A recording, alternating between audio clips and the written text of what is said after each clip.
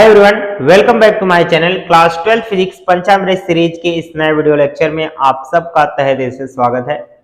इससे पहले हमने 5 महत्वपूर्ण प्रश्नों का एक वीडियो कर लिया है। ये हमारा दूसरा वीडियो है। अगर आप भी 2024-25 में बोर्ड एग्जाम देने वाले हैं और हिंदी मीडियम के स्टूडेंट हैं तो आपके लिए ये वीडियो काफी यूजफुल होगी। अगर आप ये वीडियो देखते हैं, ये सीरीज हमारी कंप्लीट देखते हैं तो निश्चित रूप से आप अपने बोर्ड एग्जाम में 95 या 90 प्लस मार्क्स ला सकते हैं फिजिक्स में। ठीक है, बस मैं इतना ही कहूंगा। बाकी के आपके जो तैयारियां हैं, अगर इसी तरीके से आप करेंगे तो उन विषयों में भी आपको अच्छा स्कोर देखने को मिल सकता है। तो ये हमारे आज के महत्वपूर्ण प्रश्न हैं, क्वेश्चन फॉर यू। यहाँ पर 5 प्रश्न हमने लिखे हैं। अगर आप ये प्रश्न खुद से कर सकते हैं तो वीडियो को पॉज करके स्क्रीनशॉट ले लीजिए, इन प्रश्नों को खुद से करिए। ये सबसे अच्छा आइडिया होगा आप लोगों के लिए। अगर आप लोग इन प्रश्नों को नहीं कर सकते, किसी भी प्रश्न में कोई डाउट है तो आप पूरा वीडियो देख सकते हैं। चलिए शुरुआत करते हैं। सीधी बात नो बकवास की सीरीज रहेगी, ज्यादा फालतू बातें नहीं करेंगे। आज हम पहला प्रश्न करेंगे। पहला प्रश्न दिया है हमारा, क्वेश्चन नंबर 1 है, एक निश्चित दूरी पर स्थित 2 इलेक्ट्रॉनों के बीच वैद्युत बल F न्यूटन है। इससे आधी दूरी पर स्थित 2 प्रोटॉनों के बीच वैद्युत बल कितना होगा, यह हमें हल करना है। आइए देखते हैं। सबसे पहले दोस्तों हम बात करते हैं क्वेश्चन नंबर 1 की। तो क्वेश्चन नंबर 1 जब हल करेंगे तो इसमें ध्यान दीजिएगा, 2 कंडीशन दिया गया है। पहले 2 इलेक्ट्रॉनों की बात की गई है, तो हम लिख लेते हैं Q1 2 इलेक्ट्रॉन हैं। यहां पर इस तरीके से लिखिएगा, ऐसे 2 चार्ज बना लीजिए। ये हमारा इलेक्ट्रॉन है, यह भी इलेक्ट्रॉन है। तो निश्चित रूप से इन दोनों के बीच प्रतिकर्षण बल लग रहा होगा, एक बल इधर और एक बल इधर की ओर। मान लेते हैं इनके बीच की दूरी क्या है, r है। और आप ध्यान दें कि इस पर जो चार्ज होता है 1.6 इंटू 10⁻19 कूलम होता है, और ये भी हमारा 1.6 × 10⁻19 कूलम होता है दोस्तों।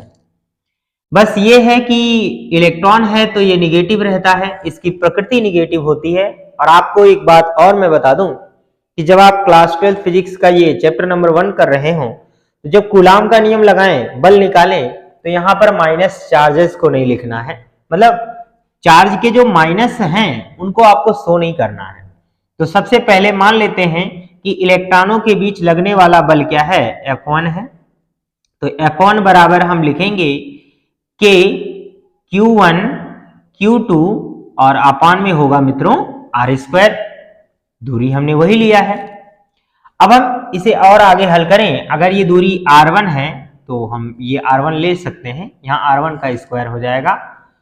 यहाँ पर देखिए चार्जेस सेम है, तो हम ये कह सकते हैं कि सब पे मात्राएं तो सेम हैं, तो Q बराबर ही हो जाएगा। तो इसको ऐसे ही रहने देते हैं, यानी F1 बराबर हो जाएगा K, और चार्जेस को हम ले सकते हैं 1.6 इंटू 10⁻19 कूलम, और 2 बार गुणा करेंगे तो वर्ग हो जाएगा मित्रों, और ये हमारा हो जाएगा R1 का स्क्वायर।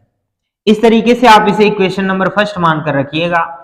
इसी तरीके से आप दूसरे चार्ज को जब लीजिएगा, यहाँ पर 2 प्रोटॉनों की बात कर रहे हैं जो कि इस दूरी का आधा हो जाएगा। जब इस दूरी का आप इसे आधा करेंगे तो क्या हो जाएगा, R1 का आधा करेंगे तो इसे R ही लिख देते हैं। ठीक है, R रहने दीजिए, कोई दिक्कत नहीं है। तो आधी दूरी पर ले रहे हैं। यहाँ पर प्रोटॉन है, प्रोटॉन पर भी इतना ही चार्ज होता है, फर्क इतना है, ये प्लस होता है 10⁻19 कूलम होता है। यहाँ पर भी प्रोटॉन ही है, तो 1.6 इंटू 10⁻19 कूलम ही होगा मित्रों, ये प्लस होगा। और अभी अभी हमने बताया ये दूरी कितनी हो गई है, R/2 हो गई है। कितना हो गया मित्र, R/2 हो गया है। अब ये दोनों प्लस प्लस हैं तो ये भी प्रतिकर्षित करेंगे, इस बात से हमें कोई लेना देना नहीं है। यहाँ प्लस हमें शो नहीं करना है। तो फिर से मान लेते हैं बल क्या हो जाएगा, F2, और यहाँ पर लिखिएगा K, और यहाँ पर जैसे Q1 Q2 होता है तो इसको गुणा कर लेते हैं 1.6 इंटू 10⁻19 हो जाएगा, और 2 बार गुणा करेंगे तो इसका वर्ग हो जाएगा। अब यहाँ पर दूरी का वर्ग करना है, दूरी आपकी बार r/2 है, तो r/2 का हम यहाँ क्या कर लेते हैं, वर्ग कर। इसे और हल कर लीजिए ताकि आपको कोई परेशानी ना हो। इसे मैं और आगे बढ़ाऊं तो यहाँ r²/4 होगा, 4 ऊपर चला जाएगा, तो हम यहाँ पर लिख सकते हैं 4k, और ये हो जाएगा 1.6 × 10⁻⁻19, और ये इसका वर्ग हो जाएगा, और अपॉन में कितना आ जाएगा मित्र, r² आ जाएगा। कितना आ जाएगा, r² आ जाएगा ना। इसे मान लीजिएगा समीकरण नंबर 2, और हम लिख सकते हैं अब नाउ अगर हम f1/f2 की वैल्यू निकालें तो क्या आ जाएगा।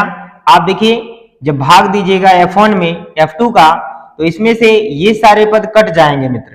क्या हो जाएगा, देखिए ऊपर से ये कट रहा है तो ये सब भी कट जाएगा, और नीचे से देखिए r² से r² कट जाएगा, तो यहाँ पर क्या बच रहा है, ऊपर 1 बच रहा है और नीचे क्या बच रहा है, 4 बच रहा है, तो 1/4 आ जाएगा। अब आप देखिए हमें f2 का वैल्यू निकालना है, तो इसका क्रॉस मल्टीप्लाई कर लें, तो यहाँ पर आ जाएगा मित्र f2 बराबर इसका गुणा हो जाएगा 4f1। कितना हो जाएगा, 4f1 हो जाएगा। यानी दो प्रोटॉनों के बीच जो लगने वाला बल है वह दो इलेक्ट्रॉनों के बीच लगने वाले बल का 4 गुना हो जाएगा, क्योंकि दूरी आधी कर दी गई है। हम जानते हैं कि कूलाम का नियम ये कहता है कि दो आवेशों के बीच लगने वाला बल उनकी बीच की दूरी के वर्ग के व्युत्क्रमानुपाती होता है। तो जब दूरी आधी कर देंगे तो बल का मान बढ़ जाएगा। तो इस तरह से आप अपने इस पहले प्रश्न को हल कर सकते हैं। आप चाहें तो वीडियो को पॉज करके स्क्रीनशॉट ले सकते हैं, फिर हम आगे कंटिन्यू करते हैं। दूसरा प्रश्न करेंगे। दूसरा प्रश्न ध्यान दीजिएगा क्या लिखा है, एक समान वैद्युत क्षेत्र E बराबर इतना दिया है, वोल्ट प्रति मीटर में एक पृष्ठ के क्षेत्रफल A बराबर 8J मीटर स्क्वायर से गुजरने वाले फ्लक्स की गणना करनी है। मित्रों मैं एक प्रश्न आप लोगों से यहां जरूर करना चाहूंगा कि यहां पर विद्युत क्षेत्र E है और यहां पर जो मात्रक दे दिया गया है वोल्ट प्रति मीटर। हम जानते हैं कि वैद्युत क्षेत्र का जो फॉर्मूला होता है, आपको थोड़ा ध्यान देना चाहिए।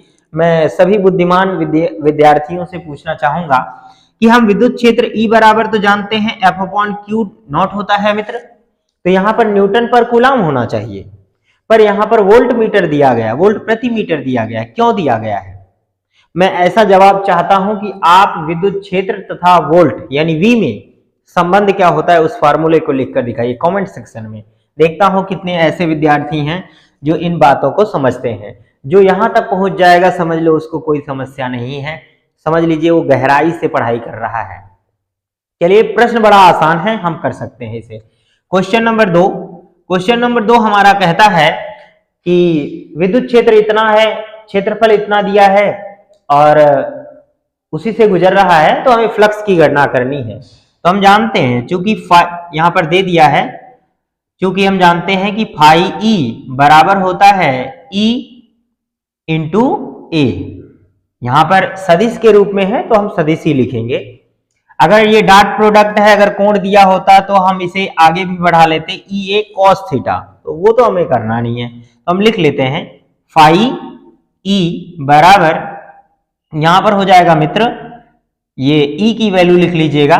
E का मान दिया गया है 2i cap plus 3j cap minus 4k cap, ये लिखा है। आप देख लीजिएगा यहां पर है, ये वैल्यू आपको यहां उतारनी है। फिर डॉट लगा है, डॉट के बाद A की वैल्यू वेक्टर A है और इसका मान है हमारे पास 8j कैप। क्लास 11th में आप लोगों ने डॉट प्रोडक्ट और क्रॉस प्रोडक्ट पढ़ा था, तो डॉट प्रोडक्ट करने का एक शॉर्टकट मैं बता रहा हूं आप लोगों को। कुछ नहीं करना, I का I में, J का J में और K का K में गुणा कर दीजिए, बस इतनी सी बात है, बाकी सारी चीजें जीरो हो जाएंगी। तो यहाँ पर हमारे पास यहाँ J दिया है, तो बस इन सब चीजों को छोड़ दिया जाएगा, क्योंकि अगर नंबर होंगे भी तो जीरो रहेंगे, जीरो का गुणा होगा तो ये चीजें जीरो हो जाएंगी। केवल हमें क्या करना है, J के साथ गुणा कर लेना है। तो 8 त्रिक कितना हो जाएगा मित्र, 24 हो जाएगा। और हम जानते हैं कि J cap dot J cap होगा। आपको पता होना चाहिए कि J डॉट J या बराबर I डॉट I और ये बराबर K डॉट K, इन सब का जो मान होता है मित्र वह होता है हमारा 1 के बराबर।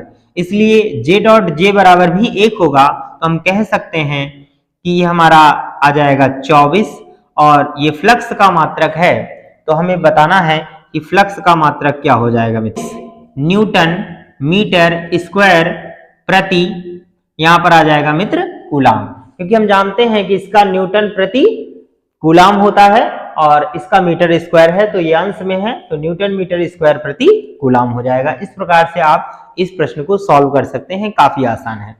अब हम प्रश्न नंबर 3 करना चाहेंगे, काफी जबरदस्त, आज का हमारा सबसे स्टार प्रश्न यही है। क्वेश्चन नंबर 3, गॉस के प्रमेय द्वारा किसी बिंदु आवेश के कारण विद्युत क्षेत्र की तीव्रता ज्ञात कीजिए तथा कूलाम का व्युत्क्रम वर्ग नियम निगमित कीजिए। तो आप वीडियो को पॉज करके इसका स्क्रीनशॉट लीजिए, फिर हम आगे इसे कंटिन्यू कर रहे हैं, क्योंकि यह प्रश्न थोड़ा सा बड़ा होगा, यहां पर आप इसे स्क्रीनशॉट ले सकते हैं। तीसरा प्रश्न है हमारा क्वेश्चन नंबर 3, यहां कह रहा है कि गॉस के प्रमेय द्वारा किसी बिंदु आवेश के कारण विद्युत क्षेत्र की तीव्रता ज्ञात कीजिए। हमें विद्युत क्षेत्र की तीव्रता निकालनी है, साथ में कूलाम का व्युत्क्रम वर्ग का नियम भी निगमित करना है। तो सबसे पहले हम क्या करना है, यहां पर एक पॉइंट चार्ज ले रहे हैं मित्र, एक पॉइंट चार्ज ले लिया, और इससे मान लीजिए कि r दूरी पर एक बिंदु क्या है, P है, जहां पर हमें वैद्युत क्षेत्र की गणना करनी है। लेकिन ध्यान दीजिए, हमें क्या करना है कि यहां पर हमें गॉस के नियम का प्रयोग करना है। देखो, आप रट्टा मारे होंगे तो वैद्युत क्षेत्र वैसे दूसरे तरीके से निकाल देंगे, दूरी डिस्टेंस लेकर, कूलाम का नियम लगाकर भी आप कर सकते हैं, लेकिन वो हमें नहीं करना, हमें गॉस के नियम से करना है। अच्छा, गॉस का नियम क्या कहता है? गॉस के नियम में जहां पर चार्ज है उसके चारों ओर एक बंद पृष्ठ होना आवश्यक है। तो हम यहां पर कर लेते हैं कि मान लेते हैं कि यहां पर कोई चार्ज है, प्लस चार्ज ही ले लें चाहे माइनस चार्ज लें, इससे फर्क नहीं पड़ता। सबसे पहले इस आवेश के चारों ओर क्या करते हैं, हम एक गॉसियन पृष्ठ की कल्पना करते हैं। एक गॉसियन पृष्ठ की कल्पना कर लीजिए, और इस चार्ज को हम मान लीजिए Q चार्ज मान ले रहे हैं। ठीक है, यहां पर लिखते हैं Q आवेश के चारों ओर एक गॉसियन पृष्ठ की कल्पना करने पर ये हमने गॉसियन पृष्ठ की कल्पना कर ली। अब बंद पृष्ठ हो गया, अब हम हल कर सकते हैं। गॉसियन पृष्ठ के लिए हमें क्या करना होगा, मान लेते हैं कि P बिंदु पर यहां पर ये एक बिल्कुल खोल की तरह है, वृत्त नहीं है, बिल्कुल मान लीजिए फुटबॉल है, बीच में ये चार्ज रखा हुआ है। यहां पर P बिंदु पर एक छोटे से पृष्ठ की कल्पना करते हैं हम, ये हमारा एक छोटा सा पृष्ठ है, माना यहां पर लिखते हैं, माना P बिंदु पर एक अवयव क्षेत्र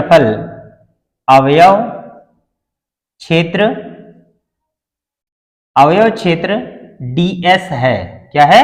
ds है, जिसकी दिशा मान लीजिए बाहर की ओर है, ये बाहर की ओर ds की दिशा हो जाएगी मित्र।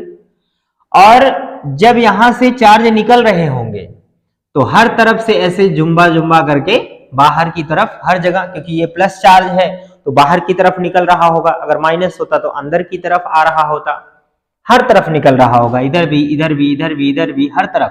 तो इस साइड से भी तो निकल रहा होगा मित्र, यहां से भी निकल रहा होगा, तो जो यहां से निकल रहा होगा उस बल रेखा की दिशा ये होगी, तो हम कह सकते हैं यहां पर वैद्युत क्षेत्र की भी दिशा यही होगी। सिंपल सी बात है, यहां पर वैद्युत क्षेत्र की दिशा अगर सेम है तो हम कह सकते हैं कि थीटा बराबर यहां पर 0 हो जाएगा। ठीक है, तो सबसे पहले हम क्या करेंगे, फ्लक्स निकालेंगे, और फ्लक्स निकालने के बाद हम जानते हैं कि गॉस का नियम भी फ्लक्स निकालने का ही है, तो फ्लक्स निकाल के और फ्लक्स की तुलना कर दिया जाएगा। तो हम लिखते हैं ds पृष्ठ से गुजरने वाला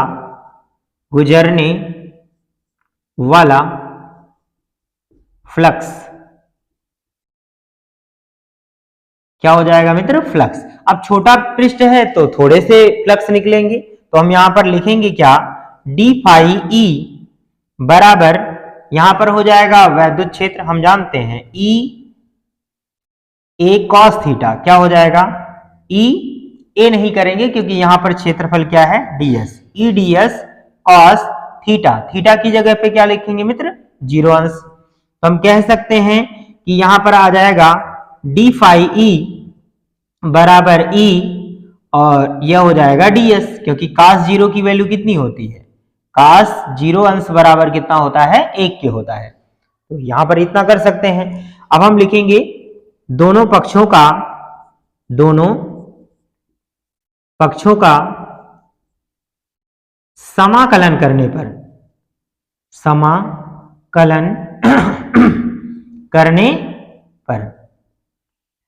समाकलन क्यों किया जाता है? आप ध्यान दीजिए, क्योंकि अगर एक पृष्ठ से निकलने वाला हमने फ्लक्स निकाल लिया है इस छोटे से पृष्ठ से, तो ऐसे छोटे छोटे पृष्ठ क्या होंगे?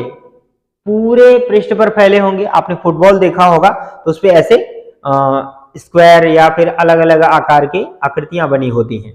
तो ऐसे बहुत सारे क्षेत्रफल होंगे और सबसे निकलने वाला फ्लक्स हमें क्या करना होगा? जोड़ना होगा। अब जोड़ने के लिए या तो सिग्मा करते हैं या तो समाकलन करते हैं।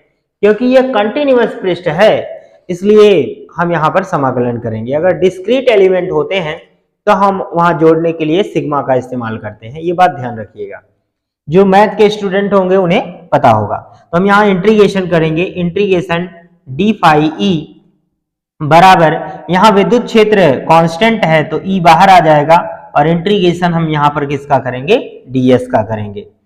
आपको ध्यान हो कि एक का समाकलन क्या आ जाएगा? एक का समाकलन जो होगा जिसके सापेक्ष हम कर रहे हैं वही आ जाएगा। तो हम यहाँ पर लिख सकते हैं फाई ई बराबर यह हो जाएगा मित्र ई और डीएस। इस छोटे से पृष्ठ को अगर हम पूरा जोड़ेंगे तो एक गोले के पृष्ठ के बराबर होगा।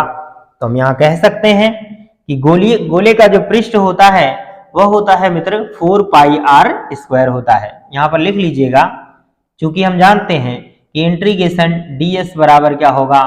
4 पाई आर स्क्वायर, जो कि क्या है? एक गोले का पृष्ठीय क्षेत्रफल है। तो ये कर सकते हैं, आप चाहे हिंदी में भी लिख सकते हैं पूरा। अब हमें विद्युत क्षेत्र निकालना है तो इसे आप इक्वेशन नंबर फर्स्ट मान लीजिएगा। अब हम गॉस के नियम का अनुप्रयोग कर रहे हैं तो यहां पर लिखेंगे गॉस के नियम से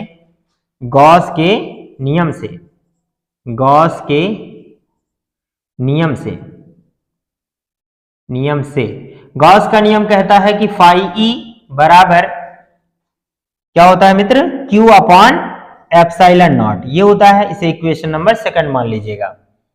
अब यहां पर अब इसे हल करते हैं। समीकरण यहां पर लिख लीजिएगा खोपचे में, है ना?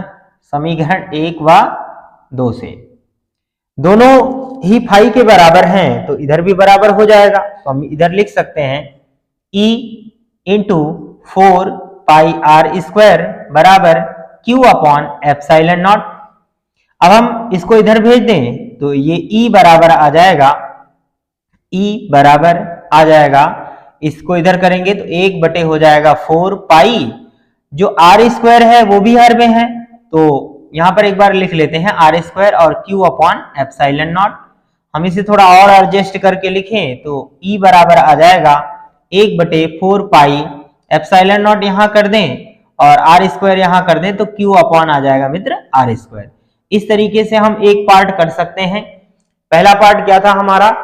यहां पर विद्युत क्षेत्र की तीव्रता निकालना था तो ये पार्ट आ गया। अब हम यहां पर ये भी करना चाह रहे हैं कि कूलाम का व्युत्क्रम वर्ग नियम भी निगमित करना चाह रहे हैं। तो एक बार आप वीडियो को पॉज करके स्क्रीनशॉट ले लीजिए, फिर हम आगे कंटिन्यू करें क्योंकि बोर्ड भर चुका है। हम यहां लिखते हैं माना Q के कारण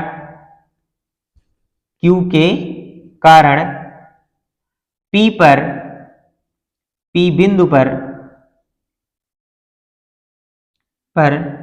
लगने वाला बल, ठीक है, बल निकालना है। अब चूंकि जानते हैं बल F बराबर हो जाएगा Q इंटू ई, क्या होगा, Q इंटू ई हो जाएगा। यहां पर हम ध्यान दीजिए, ये Q यहां पर कैपिटल है तो Q कैपिटल लिखते हैं क्योंकि इसके कारण यहां पर बल लग रहा है। Q इंटू ई हो जाएगा। ये कैसे आया, क्योंकि आप जानते हैं कि E बराबर होता है F अपॉन Q नॉट होता है, तो इसी फॉर्मूले से F का मान निकालेंगे, इसका क्रॉस मल्टीप्लीकेशन हो जाएगा। तो हम यहाँ पर लिखते हैं F बराबर, ये Q ऐसे ही रहने देते हैं, E का मान अभी अभी हमने निकाला था 1/4 pi epsilon naught Q upon R square.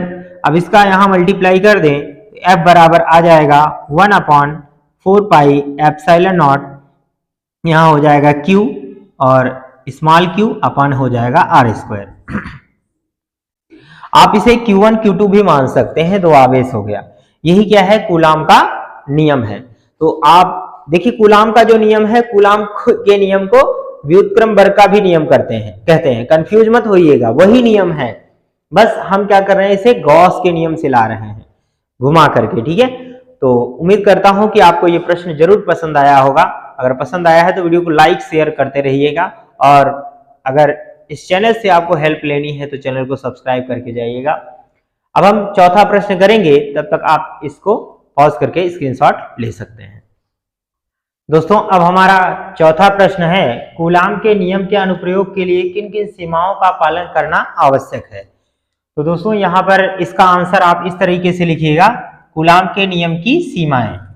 इसमें पहली सीमा यह है कि कूलाम का नियम केवल स्थिर बिंदु आवेशों पर कार्य करता है, गतिशील आवेशों पर नहीं कार्य करता है। तो यहाँ पर आप चाहें तो ये बात लिख भी सकते हैं, स्थिर बिंदु आवेशों पर कार्य करता है, परंतु ये बढ़ा लीजिएगा आप लोग, परंतु गतिशील आवेशों पर नहीं कार्य करता। ये बात थोड़ा सा बढ़ा लीजिएगा तो ज्यादा बेटर हो जाएगा। दूसरी बात, माध्यम के सापेक्ष नियतांक को ध्यान में रखना आवश्यक है, यानी जो कूलाम का नियम है वो माध्यम पर डिपेंड करता है। निर्वात या वायु में सबसे अधिक बल लगता है। यदि कोई माध्यम आ जाएगा, चाहे ऑयल हो या फिर हम कह सकते हैं परावैद्युत माध्यम होगा, तो उसमें बल का मान कम हो जाएगा। कितना कम होगा यह उस माध्यम पर निर्भर करेगा, ये बात भी समझ लेंगे। तीसरी बात होगी कि कूलाम के नियम में बल केवल सीधी रेखा पर लगती है, ठीक है, सीधी रेखा पर कार्य करता है।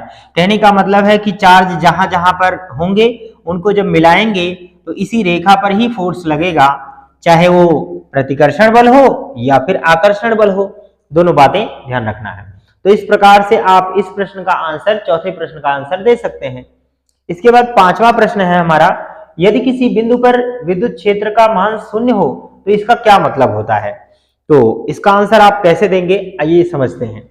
यदि किसी बिंदु पर विद्युत क्षेत्र का मान शून्य हो तो इसका मतलब है कि उस बिंदु पर सभी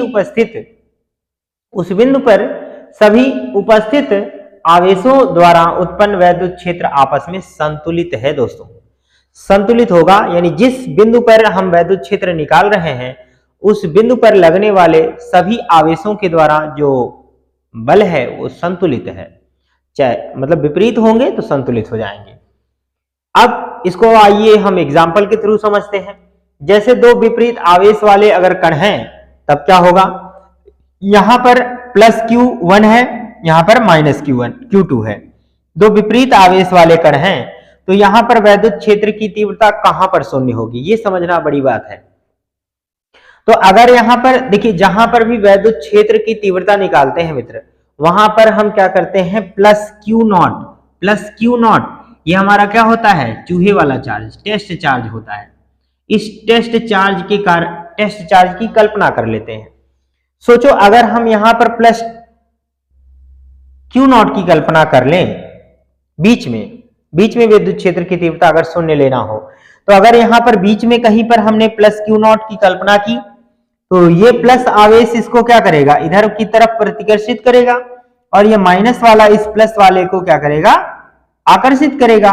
तो दोनों पर वैद्युत क्षेत्र की दिशाएं जो E1 और E2 हैं वो एक ही दिशा में हो जाएंगी। और एक ही दिशा में अगर वैद्युत क्षेत्र हो जाए तो कभी भी शून्य नहीं हो सकता।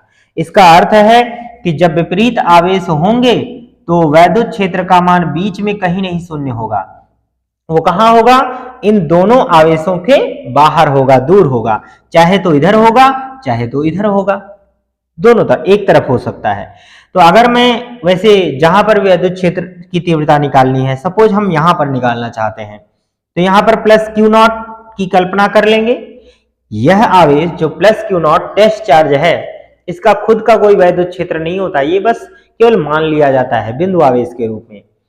अब इस प्लस टेस्ट चार्ज को क्या करेगा, ये प्लस आवेश प्रतिकर्षित करेगा, ऑब्वियस सी बात है, इसे मान लेते हैं E1, और इसको ये माइनस वाला क्या करेगा, आकर्षित करेगा, E2।